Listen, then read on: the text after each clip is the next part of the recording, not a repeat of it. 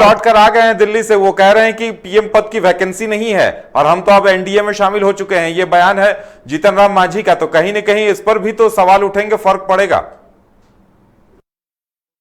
तय करेंगे, लेकिन इतना हम लोग समझ रहे हैं कि वहाँ पर प्राइम मिनिस्टर के बहुत से उम्मीदवार हैं।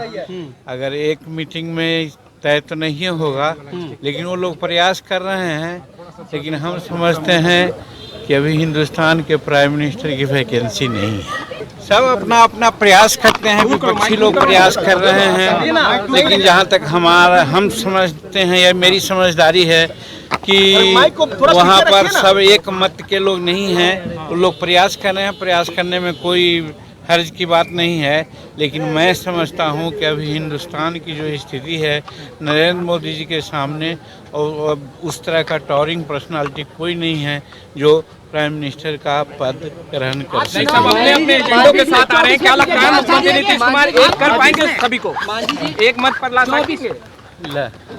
24 में बीजेपी के साथ ही आप जाएंगे? अरे भाई, जब एनडीए में हम आग के साथ हम हो गए हैं एक पार्टनर, तो 24 है, 25 है, सब में हम एनडीए के साथ रहेंगे। कितने सीटों पर बात बनी है मांझी? अब सीट की कोई बात नहीं है। अच्छा, विपक्ष की ओर से कहा जा रहा है मांझी जी कि आपके निकलने से कोई फायदा नहीं है, लॉस नहीं होगा। वो कह सकते हैं कि कोई फायदा नहीं है, लेकिन समय बताएगा। तो सुना आपने, जीतन राम मांझी दिल्ली से लौटने के बाद साफ साफ कह रहे हैं कि प्रयास किया जा रहा है, प्रयास करने में कोई बुराई नहीं है, लेकिन ऐसी कोई वैकेंसी नहीं है। तो राजीव जी, आपने भी सुना, हमने अपने दर्शकों को भी सुनाया कि जीतन राम मांझी ये साफ कह रहे हैं कि ये प्रयास सफल नहीं होगा। यानी जीतन राम मांझी का ऐन बैठक से पहले महागठबंधन से अलग हो जाना, एनडीए के खेमे में चले जाना, ये भी अपने आप में सवाल खड़े करता है। नहीं, देखिए उधर नीतीश कुमार के साथ सेटबैक क्या रहा है कि नीतीश कुमार के जो सबसे करीबी थे और जिन्होंने गठबंधन को तुड़वाने में बड़ी भूमिका निभाई थी, उसमें ललन सिंह और उपेंद्र कुशवाहा थे। अब देखिए, उपेंद्र कुशवाहा नीतीश कुमार का साथ छोड़ दिए। उसके बाद जीतन राम मांझी जो है वो आज से 2 महीने पहले जाकर अमित शाह से मिलते हैं और उस समय से इस बात के कयास लगाए जा रहे थे कि भाई आने वाले दिनों में बिहार की सियासत में बड़ा उलटफेर होगा। और देखिए कि महागठबंधन से ठीक 3 दिन पहले उन्होंने अपना रिश्ता जो है वो जदयू से, यानी कि एनडीए महागठबंधन के साथ उन्होंने तोड़ लिया। अब वही जीतन राम मांझी जो कल तक नीतीश कुमार की तारीफ करते नहीं थकते थे, वही उपेंद्र कुशवाहा जो कल तक नीतीश कुमार की तारीफ करते नहीं थकते थे, वो अब उनको अब लग रहा है कि भाई नीतीश कुमार के पास कुछ है ही नहीं। दूसरी तरफ जो वीआईपी के पार्टी के जो अध्यक्ष हैं मुकेश सहनी, उनको बीजेपी ने निकाला था, लेकिन अब मुकेश सहनी भी जो है वो बीजेपी का गुणगान करने लगे हैं। चिराग पासवान पहले से ही बीजेपी के साथ हैं। तो नीतीश कुमार के लिए आने वाला जो समय है वो इतना आसान नहीं है। और लालू प्रसाद यादव इसी मौके की ताक में है, क्योंकि उनको ये लग रहा है कि अब नीतीश कुमार धीरे धीरे पूरी तरीके से कमजोर होते जा रहे हैं और लालू प्रसाद यादव का जो अपना वोट बैंक है मय समीकरण का, वो वोट बैंक जो है वो अपनी जगह पे पूरी तरीके से कांस्टेंट है, स्थिर है, स्टेबल है वो। तो अब नीतीश कुमार के सामने कई समस्याएं एक साथ आ गई है और इसी समस्याओं से लगातार नीतीश कुमार जूझ रहे हैं। और उनको ये लग रहा है कि अगर तेजस्वी यादव को मुख्यमंत्री बना देते हैं, 2024 में जिस तरीके से पब्लिक का जो समर्थन है वो नरेंद्र मोदी के साथ है और मोदी अगर फिर से प्रधानमंत्री बन जाते हैं तो न वो इधर के रहेंगे न वो उधर के रहेंगे। और एक बड़ी अच्छी पंक्ति है कि दुविधा में दोनों गए, न माया मिली न राम। तो नीतीश कुमार अब इसी स्ट्रेटजी पर काम कर रहे हैं और कल की जो महागठबंधन की बैठक है, 11:30 बजे बैठक शुरू होगी। देखना दिलचस्प होगा कि बैठक में क्या कुछ होता है और विपक्ष जो कुछ तैयारी कर रहा है उसमें कितना सफल होता है। आपके साथ मदन भी है, रांची से गए हुए हैं, हम चाहेंगे कि वो जरा बताएं कि माहौल में पटना में क्या कुछ तब्दीली दिखाई दे रही है, क्योंकि ये काफी भव्य और ऐतिहासिक आयोजन है कि 18 दलों के नेता एक जगह इकट्ठे हो रहे हैं। नहीं उदय, मैं आपको फिर से बता रहा हूं कि 18 दल नहीं बल्कि 17 दल के, चूंकि जयंत चौधरी ने अब खुद को आने से मना कर दिया है, तो 17 दल हैं और 17 दलों की बैठक में कल जो है उसमें कौन कौन से नेता इसमें शामिल होते हैं ये भी देखने वाली बात होगी। अभी कुछ नेता पहुंच चुके हैं। शरद पवार जो है वो कल 10 बजे पहुंचेंगे, 10:10 में मल्लिकार्जुन खड़गे और राहुल गांधी आ रहे हैं। इसके अलावा झारखंड के मुख्यमंत्री जो है वो हेमंत सोरेन, वो भी कल पहुंच रहे हैं। और ये पहली बार ऐसा हो रहा है कि बिहार में 4 मुख्यमंत्री जो है वो पहली बार आ रहे हैं और बिहार एक बार फिर से एक बड़े राजनीति में के क्षेत्र में एक बड़ा इतिहास जो है वो लिखने जा रहा है। साथ मदन भी है। मदन, ये बताइए कि चूंकि आपने आज पूरा दिन कवर किया है इस पूरे इवेंट को, कितना जोश है पॉलिटिकल पार्टी के कार्यकर्ताओं में, पॉलिटिकल पार्टी के नेताओं में, और आपको क्या लगा जब आपने कई कार्यकर्ताओं के नेताओं से बात की होगी तो आपको क्या लगा, उनका बॉडी लैंग्वेज क्या बता रहा था?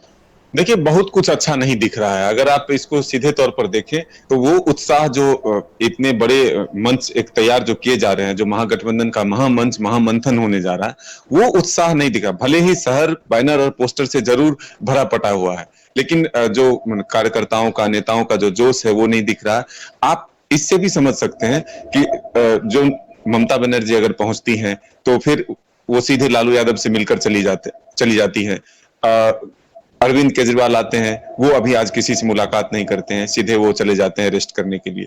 तो इससे भी एक समझा जा सकता है कि जो उत्साह से बुलाया गया, उनका जो एक वेलकम होता है वो उस तरह से नहीं किया जा रहा। तो वार्म वेलकम नहीं हो पाया। वार्म वेलकम नहीं, कुछ नेता कार्यकर्ता जरूर पहुंच रहे हैं, लेकिन वो जो एक भव्यता होनी चाहिए, जो जितना बड़ा एक मंच तैयार किया गया है कि ये महाजुटान है, बीजेपी का सीधा मुकाबला किया जाएगा, 18 दल या 17 दल एक साथ आ रहे हैं, एक साझा विपक्ष उम्मीदवार तय होगा जो कि सीधा मुकाबला बीजेपी से होगा। तो इतना अगर सीधे बीजेपी का मुकाबला करने के लिए तैयार हैं, बिहार की धरती को आपने एक प्लेटफॉर्म देने के लिए चुना है कि यहीं पर जो नेतृत्व है वो नीतीश कुमार करेंगे और उन्हीं के नेतृत्व में सभी जो विपक्षी दल के नेता हैं वो आगे बढ़ेंगे। भले ही सेट शेयरिंग और जो चेहरा है उस पर फॉर्मूला बाद में तय होगा, चेहरा बाद में तय होगा, लेकिन आपने अगर आमंत्रण दिया है तो वो प्लेटफॉर्म और वो खुशियां, वो उत्साह जो है फिलहाल नजर नहीं। अब कल देखना होगा कि आखिर जो बातचीत होती है नीतीश कुमार के, जब वो तस्वीर सामने आएंगे, वो फिलहाल क्या किस तरह से अभी स्वस्थ हैं, या फिर जो सियासी उलटफेर के जो उनके तबियत खराब होते हैं, क्या वही वजह तो फिर नहीं है तबियत खराब होने की। ये तमाम चीजें जो है कल स्पष्ट हो पाएगी कि आखिर जो तमाम और भी नेता आने हैं, चाहे हेमंत सोरेन झारखंड के मुख्यमंत्री हो, या फिर राहुल गांधी हो, मल्लिकार्जुन खड़गे हो, शरद पवार हो, या अन्य जो और वाम दल के भी कई बड़े नेता आने वाले हैं, वो लोग अगर पहुंच जाएंगे तब क्या होता है, किस तरह से बैठक की मेजबानी की जाती है, नीतीश कुमार के जो बॉडी लैंग्वेज है वो क्या बताते हैं। आज अगर आप देखें तो सिर्फ तस्वीरें जो है वो लालू परिवार के सामने आए, चाहे वो ममता बनर्जी के बहाने ही क्यों ना हो। ममता बनर्जी उनके घर जाती है, पूरी परिवार के साथ जो है एक तरह से बातचीत होती है, हाल चाल लिया जाता है और उसके बाद वो रेस्ट करने चली जाती है। नीतीश कुमार अभी तक सामने नहीं आए हैं क्योंकि तीन मुख्यमंत्री पहुंच चुके हैं। पंजाब के मुख्यमंत्री हो, या फिर दिल्ली के मुख्यमंत्री हो, या फिर बंगाल के मुख्यमंत्री हो, 3 पहुंच चुके हैं और कल एक हेमंत सोरेन को आना है।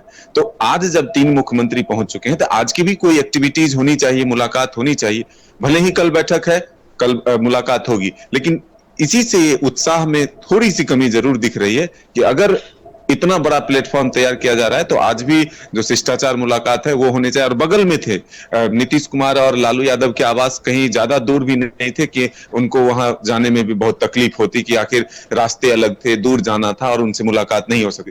तो अब सब कुछ कल पर डिपेंड करता है कि जब एक साथ तमाम नेता बैठते हैं। और जो बिहार की समीकरण की बात आपने कहा कि जो फॉर्मूला से बीजेपी से अलग हुए थे नीतीश कुमार, कि केंद्र की राजनीति में नीतीश कुमार शिफ्ट होंगे और बिहार की राजनीति में तेजस्वी को आगे। चलिए एस के राजीव जी और मदन, आप दोनों को बहुत बहुत धन्यवाद। ये देखना दिलचस्प होगा कि बैठक में क्या कुछ होता है। जैसा कि आप दोनों का कहना है कि बहुत कुछ चीजों पर निर्भर करेगा कि यह बैठक कितनी सफल कही जाती है और इसके मायने क्या आते हैं, ये तो आने वाला वक्त बताएगा। लेकिन कौन कौन पहुंचते हैं और बातें क्या कुछ होती हैं, क्या कुछ बयान आते हैं, इन पे भी सब कुछ निर्भर करेगा कि यह बैठक कितनी सफल रहती है। फिलहाल हमारे साथ इतना ही, हमें दीजिए इजाजत और आप देखते रहिए न्यूज़ बाइस्कोप। नमस्कार।